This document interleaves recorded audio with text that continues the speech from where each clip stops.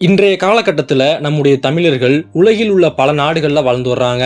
அப்படி நம்முடைய தமிழர்கள் வாழ்ந்து வர்றதிலேயே மிகவும் முக்கியமான ஒரு நாடுனா அது பர்மா, அதாவது இன்றைய மியான்மர். இந்த பர்மா நாட்டிற்கு நம்முடைய தமிழர்கள் எப்படி போனார்கள், பர்மாவிற்கு சென்ற நம்முடைய தமிழர்கள் பர்மா எனப்படும் ஒரு மிக பெரும் நாட்டை எப்படி உருவாக்கினார்கள், அதன் பிறகு எதனால் பர்மாவில் இருந்து நம்முடைய தமிழர்கள் விரட்டடிக்கப்பட்டார்கள் என்பதை பற்றி தான் இந்த பதிவில் நம்ம விரிவாக பார்க்க போறோம். இதற்கு முன்னாடி மொரிஷியஸ் தமிழர்கள் வரலாறு, மும்பை தமிழர் வரலாறு நம்ம சேனல்ல வந்து போட்டிருக்கோம். அதை பார்க்காதவங்க பார்த்துருங்க. வீடியோக்குள்ள போறதுக்கு முன்னாடி நீங்க இது வரைக்கும் நம்ம சேனலை சப்ஸ்கிரைப் பண்ணாட்டி மறக்காம சப்ஸ்கிரைப் பண்ணிக்கங்க.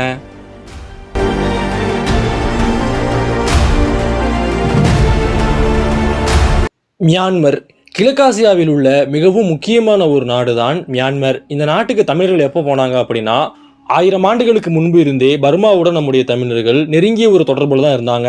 1000 ஆண்டுகளுக்கு முன்னாடி தமிழ்நாட்டில் இருந்த ஒரு மிக பெரும் பேரரசு தான் சோழ பேரரசு. சோழர்கள் ஆட்சி காலகட்டத்தில் நம்முடைய தமிழர்கள் பர்மா வரைக்கும் சென்று வணிக தொடர்புல இருந்திருக்காங்க.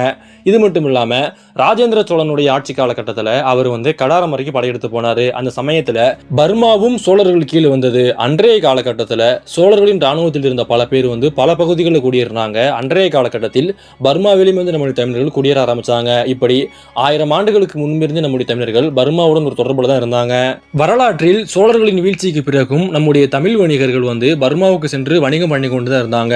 இதன் பிறகு பிரிட்டிஷார் ஆட்சி காலகட்டத்தில் தான் பெரும்பான்மையான தமிழர்கள் தமிழ்நாட்டில் இருந்து பர்மாவில் போய் குடியேற ஆரம்பிச்சாங்க. கிபி 18, 19, 20 ஆகிய 3 நூற்றாண்டுகள்ல தமிழ்நாட்டில் இருந்த பல தமிழர்கள் உலகில் இருந்த பல நாடுகளுக்கு சென்று குடியேற ஆரம்பிச்சாங்க. குறிப்பா சொல்லணும் அப்படின்னா கிபி 19ஆம் நூற்றாண்டுல தமிழ்நாட்டில் மிக பெரும் அளவிற்கு பஞ்சம் ஏற்பட்டது. அந்த சமயத்துல வாழ்க்கையை தேடி நம்முடைய தமிழர்கள் இலங்கை, மொரீசியஸ், மலேசியா, சிங்கப்பூர், பர்மா போன்ற பல நாடுகளில் சென்று குடியேறினாங்க. அப்படி அன்றைய காலகட்டத்தில் நம்முடைய தமிழர்கள் அதிகமாக குடியேறிய ஒரு நாடுகள்ல பர்மாவும் ஒன்று. ஆரம்ப காலகட்டத்தில் பர்மாவும் பிரிட்டிஷ் இந்தியாவுக்கு கீழே இந்தியாவோடு இணைந்த ஒரு பகுதியாகத்தான் இருந்தது. 1937ஆம் ஆண்டு தான் பர்மா பிரிந்து தனி ஒரு நாடாக மாறியது. அதற்கு முன்பு வரை நம்முடைய தமிழர்கள் பெரும்பான்மையான அளவுக்கு பர்மாவில் போய் குடியேற ஆரம்பிச்சாங்க. ஆரம்ப காலகட்டத்தில் நம்முடைய தமிழர்கள் பர்மாவில் கூலி தொழிலாளிகளாகவும் அகதிகளாகவும் குடியேற ஆரம்பிச்சாங்க. அதன் பிறகு தங்களுடைய உழைப்பின் மூலமாக கொஞ்சம் கொஞ்சமாக வளர்ந்தாங்க. ஆரம்ப காலகட்டத்தில் கூலி வேலை செஞ்ச நம்முடைய தமிழர்கள் ஒரு கட்டத்தில் கூலி கொடுப்பவர்களாக மாறினாங்க. அரசு வேலையில் அமர்ந்தாங்க. வழக்கறிஞர்களாகவும் பொறியாளர்களாகவும் மருத்துவர்களாகவும் மாறினாங்க. இது மட்டும் இல்லாம அன்றைய காலகட்டத்தில் செட்டியார்கள் பல பேர் பர்மாவிற்கு சென்று அங்க மிக பெரும் அளவிற்கு வட்டி தொழிலும் பண்ணி வந்தாங்க. இப்படி தமிழர்கள் என்னதான் பர்மாவில் ஒரு பக்கம் வளர்ந்து வந்தாலும் மறுபுறத்துல பர்மாவை வளர்ப்பதிலுமே நம்முடைய தமிழர்கள் மிகவும் கவனம் செலுத்தினாங்க. நம்முடைய பெரும்பான்மையான தமிழர்கள் பர்மாவின் மைய நீரோட்டத்தில் கலந்தாங்க. பல கலப்பு திருமணங்களை பண்ணிக்கிட்டாங்க. என்னதான் கலப்பு திருமணங்கள் பண்ணாலுமே தங்களுடைய கலாச்சாரத்தையும் தங்களுடைய மொழியும் விட்டு கொடுக்காமல் அதை பாதுகாத்து வந்தாங்க. 1937ஆம் ஆண்டு இந்தியாவிலிருந்து பர்மா என்பது பிரிந்து தனி நாடாக மாறியது. அந்த சமயத்தில் கூட நம்முடைய தமிழ்நாட்டிலிருந்து ஏராளமான பேர் பர்மாவில் போய் குடியேற ஆரம்பிச்சாங்க. இதன் பிறகு நேதாஜி அவர்களால் INA, அதாவது இந்திய தேசிய ராணுவம் என்பது ஆரம்பிக்கப்பட்டது. அன்றைய காலகட்டத்தில் பர்மாவில் இருந்த நம்முடைய தமிழர்கள் இந்த INA போய் சேர ஆரம்பிச்சாங்க. நேதாஜி சுபாஷ் சந்திர போஸ் அவர்களுடன் INA ராணுவத்தில் இணைந்து இந்திய விடுதலைக்காகவும் நம்முடைய தமிழர்கள் போராடி வந்தாங்க. ஒரு புறம் என்னதான் நம்முடைய தமிழர்கள் இந்த மாதிரியெல்லாம் வாழ்ந்து வந்தாலும் அன்றைய காலகட்டத்தில் நம்முடைய தமிழர்களுக்கு எதிராக மிக பெரும் அடக்குமுறை நடந்தது. 1940-42 இந்த இடைப்பட்ட காலங்களில் இந்த பர்மா என்பது பிரிட்டிஷ் ஆட்சி கீழே இருந்து ஜப்பானியர்கள் வசம் சென்றது. ஜப்பானியர்கள் இந்த பகுதியை கைப்பற்றி ஆட்சி பண்ணாங்க. அன்றைய காலகட்டத்தில் நம்முடைய தமிழர்கள் மிக பெரும் அளவிற்கு கொடுமைப்படுத்தப்பட்டாங்க.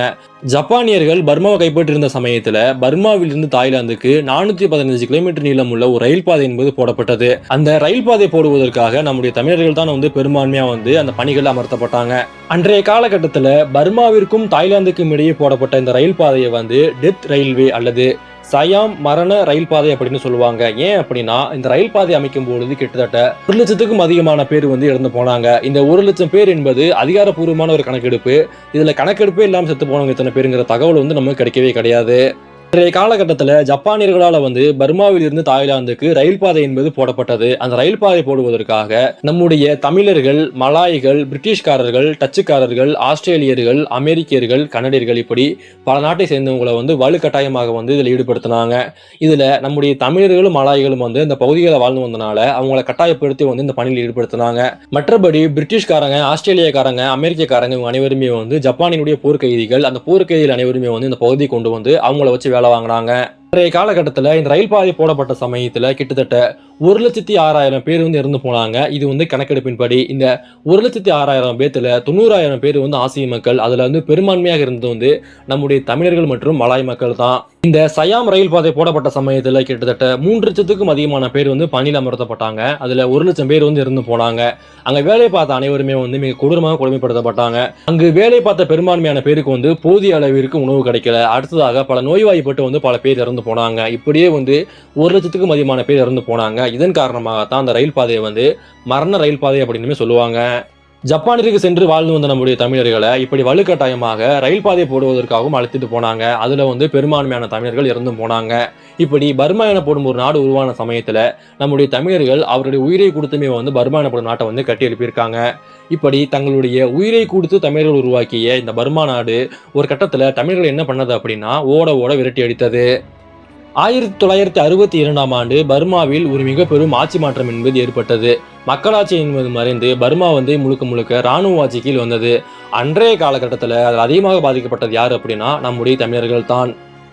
பர்மாவில் ஆட்சி மாற்றம் ஏற்பட்ட உடனே அனைத்துமே வந்து இராணுவ மையமும் தேசிய மையம் ஆக்கப்பட்டது. அன்றைய காலகட்டத்தில் நம்முடைய தமிழர்களை வந்து வலுக்கட்டாயமாக நாட்டிலிருந்து வெளியேற்றினாங்க.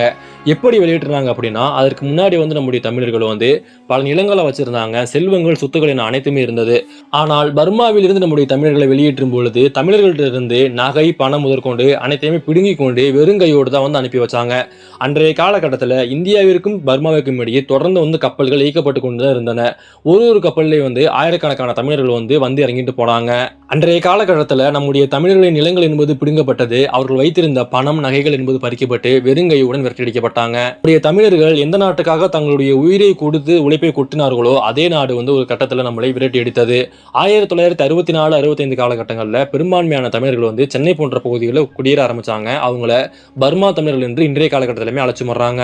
இன்றைய காலகட்டத்தில் பர்மாவில் வந்து ஒரு ஒன்றிலிருந்து 1.5 லட்சம் தமிழர்கள் வந்து வாழ்ந்து வராங்க.